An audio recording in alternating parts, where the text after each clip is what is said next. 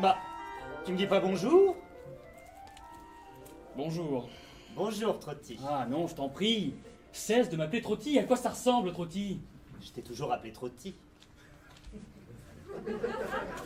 Tu n'étais pas bien cette nuit. Tu as fait chambre à part. Je me sentais agité. J'ai préféré coucher dans le bureau pour ne pas te gêner.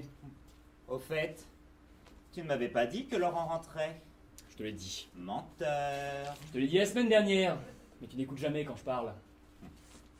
La vérité, c'est que tu ne supportes pas de partager ton fils. Mais de là à me gommer parce que Laurent arrive... Oh, je ne te gomme pas. Faudrait une grosse gomme à encre. Tu as vraiment les nerfs à fleur de peau, mon pauvre chéri. Oui, parce que je suis fatigué. Et je ne suis pas le seul. Si. Depuis quelques jours, je remarque des anomalies dans ton comportement. Je ne t'en parle pas parce que j'ai soin de ton confort moral. Mais tu ne vas pas bien, Albin. Tu files un mauvais coton en ce moment. Je me demande même si tu me fais pas une petite pointe d'anémie. Oh, pourtant, je me sens bien. Tu te sens bien. Et regarde ta mine. Tu t'es vu ce matin? Tu es vert. Je suis tout bronzé. Tu es vert bronze, c'est ça le drame. Mais c'est normal, Albin. Nous sommes en fin de saison, tu n'as pas pris de vacances, c'est de la folie. Je ne prends jamais de vacances l'été. Tu ne prenais pas de vacances d'été jusqu'alors, mais tu n'as plus 20 ans. Seulement, ça, tu n'admets pas. Alors on va jusqu'aux limites de ses forces et un beau jour, on s'écroule. Dis donc, mon petit Georges. Il y a bien longtemps que tu ne t'es pas occupé de moi avec autant de sollicitude. Qu'est-ce que t'as, ma toutou? Ah, zut! Non, c'est pas Trotti, c'est ma toutoune. Je n'ai rien. J'ai simplement que je ne tiens pas à te voir finir dans une maison de santé. Parce que tu sais, mon petit Albin, je te mets en garde. Tu vas craquer. Tu es déjà plein de fissures, mais tu vas craquer! Oh, mais pourquoi tu me dis ça? Tu me fais peur! On t'a fait des réflexions? Justement, et c'est pour ça que je te pose la question. Qu'est-ce qu'il y a? Tu te sens fatigué? Tu voudrais arrêter le spectacle pour te reposer? Ne serait-ce que 3 jours? En septembre, nous verrons. Pourquoi attendre septembre? Si tu dois te reposer, fais-le, mais fais-le tout de suite. Allez, tu sais ce que tu vas faire? Tu vas prendre ton petit baluchon et tu vas partir 3 jours pour le week-end.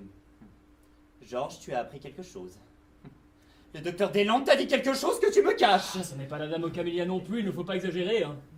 Il me semble que 3 jours de repos, en fin de saison, te redonnera une bouffée d'oxygène. Tu vas rester seul? 3 jours, je n'en mourrai pas.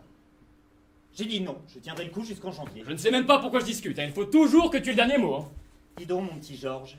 Je suis peut-être pas très fin, mais quand on me met les points sur les i, je finis par avoir des lueurs. Qu'est-ce qui te prend? Tu cherches à m'évincer pour le week-end? Pas du tout. Il y a un homme dans ta vie! Ah voilà, les écluses sont ouvertes. 15 ans! 15 ans de vie commune pour en arriver Ne te là! répands pas sur le canapé, tu vas me mettre du rimel partout. Quel âge a-t-il ce bonhomme? Tout jeune? Mineur? Zut. De toute façon, je saurai qui c'est. Parce qu'à partir de cet instant, je ne te lâche plus! Tu sors, je sors. Tu téléphones, je prends l'écouteur. Tu ne pourras même pas le prévenir. Tu ne pourras même pas lui proposer un autre rendez-vous. Je ne me laisserai pas déposséder! C'est Sarah Bernard enfant. La crise est passée. On peut vous adresser la parole, Madame Bovary.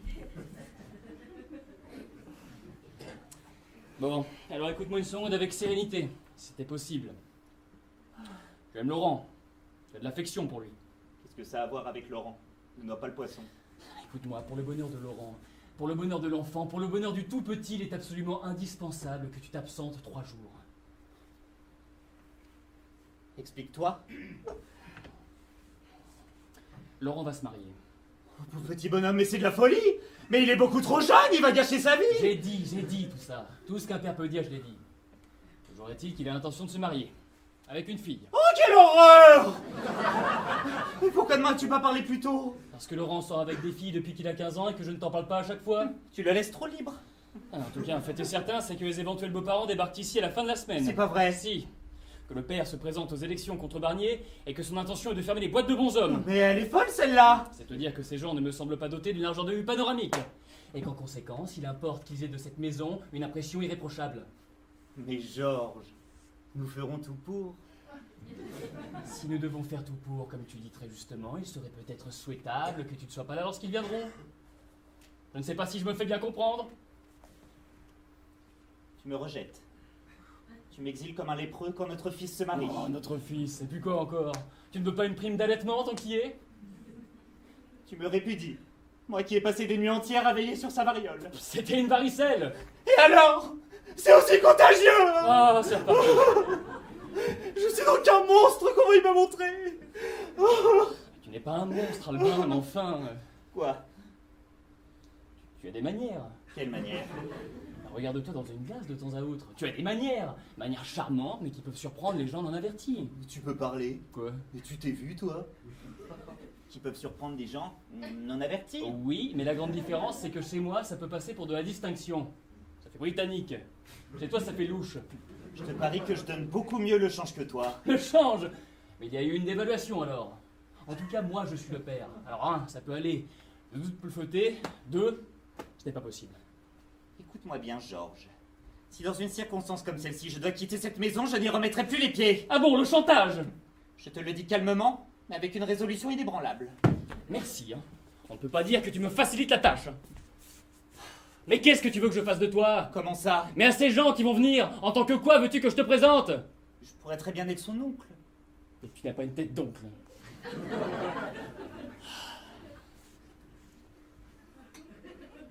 Regardez-le. Il est là comme un gros matou, installé dans ses confitures et dans son beurre. Il en bave. On mettrait des pommes de terre en dessous, tu ferais des frites. Ah, tes enfants ne te posent pas de problème à toi. Oh, drame du père, c'est net humoristique. Tout ça parce que tu as eu un bébé par hasard un soir de beuverie.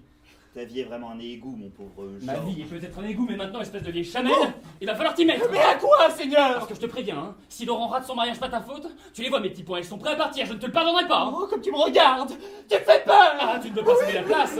Ah, tu veux jouer les oncles gâteaux. Eh bien, il va falloir qu'ils se virilisent, les oncles. Il va falloir qu'ils apprennent à tenir leur biscotte comme des mâles, les oncles. Allez, on s'y revoit pour commencer, pas comme une chochotte. Oh, mais qu'est-ce qui te prend? Je vais t'apprendre, moi, à vivre les fesses sur le velours et sur le satin, comme une poule de luxe. À la dure maintenant, les fesses sur le coton. On va te la faire, ton éducation de bonhomme. Prends ta biscotte. Oui, oui, oui. Ferme, mais pas brutale, la biscotte de l'homme. Tartine la confiture maintenant avec ta cuillère. Qui t'a donné ta leçon, moi? Oui.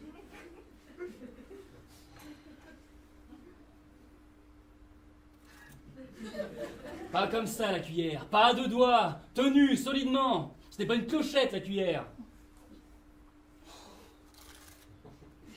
Ce n'est pas une cuillère à peau non plus. Oh, mais j'y arriverai jamais. Ne pleurniche pas, cesse de pleurnicher. J'ai cassé ma biscotte. Oui, tu as cassé ta biscotte, c'est malheureux, d'accord. Mais dans une circonstance comme celle-là, tu dois faire face à l'événement. Te dire, il vient de m'arriver un coup dur, je viens de casser ma biscotte, mais je vais remonter la pente, je suis encore jeune. Ton thé maintenant. Montre-moi comment tu bois. Ça marque un homme, la façon dont il boit.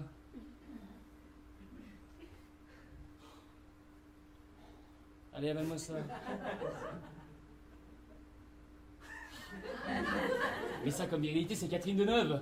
Fais-moi John Wayne. Imite-moi John Wayne, descendant de son cheval à Rio Bravo, entrant au saloon et prenant le thé pour son 4 heures. Oh non.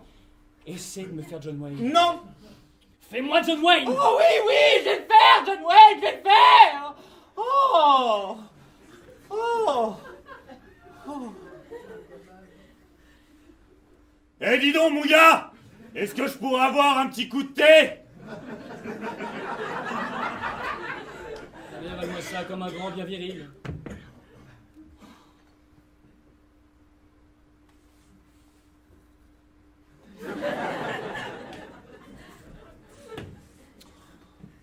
Je vais te dire une chose que je n'ai jamais dite à personne. Tu es désespérant.